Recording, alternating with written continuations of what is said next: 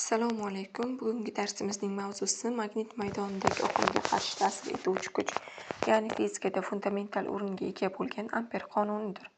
Mazkur material orqali biz elektr va magnit hodisalarining o'zaro qanday bog'liqligini ko'rib chiqamiz.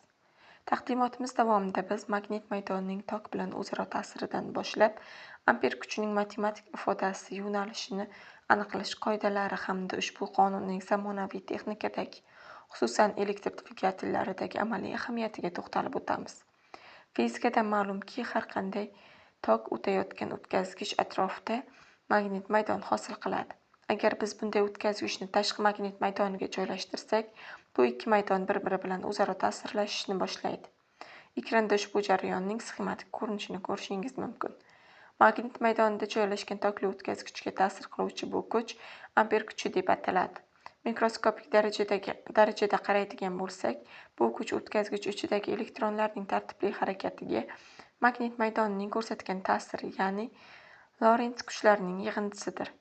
Amper kuchi 4 ta asosiy omilga bog'liq. Bular magnit induksiyasi, tok kuchi, o'tkazgichning uzunligi hamda tok va magnit maydonining chiziqlari orasidagi burchak sinusidir.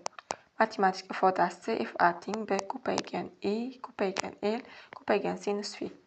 Chap qo'l qoidasi. Kuchning yo'nalishini aniqlash biz uchun chap qo'l qoidasidan foydalanamiz.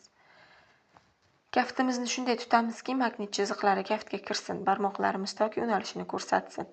Shunda 90 gradus burchakka ochilgan barmoq Amper kuchining yo'nalishini ko'rsatadi. Amper kuchining qiymati o'tkazgichning qanday burchak ostida joylashganiga qarab o'zgaradi. Agar o'tkazgich perpendikulyar bo'lsa, kuch maksimal qiymatga erishadi. Agar u maydon chiziqlari bo'ylab parallel joylashsa, kuch nolga teng bo'ladi. Magnit induksiyasi bu maydonning kuch tavsifidir. Uning birligi Tesla bo'lib, u 1 metrli o'tkazgichdan 1 amper tok o'tganda, unga 1 newton kuch bilan ta'sir qiluvchi maydon kuchini ifodalaydi. Lorentz qoidasiga ko'ra, magnit maydonida harakatlanayotgan o'tkazgichda induksiya toki hosil bo'ladi. Bu tok o'zining magnit maydonini yaratib, tashqi maydon o'zgarishiga qarshilik ko'rsatadi. Bu tabiatdagi energiya saqlanish qonunining yorqin namunasidir. Amper qonunisiz zamonaviy hayotni tasavvur qilib bo'lmaydi.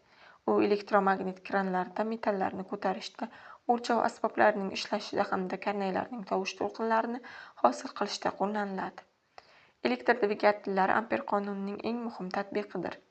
Ramkaning ikki tomoniga qarama-qarshi yo'nalishda ta'sir qiluvchi Amper kuchi aylantiruvchi momentni hosil qiladi. Bu jarayon elektr energiyasini mexanik ishga aylantirishning eng samarali yo'lidir.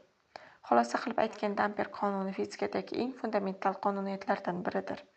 Kundalik hayotimizdagi oddiy ventilyatordan tortib yuqori tezlikdagi elektromobillargacha barchasi aynan shu kuch yordamida harakatlanadi. E'tiboringiz uchun rahmat.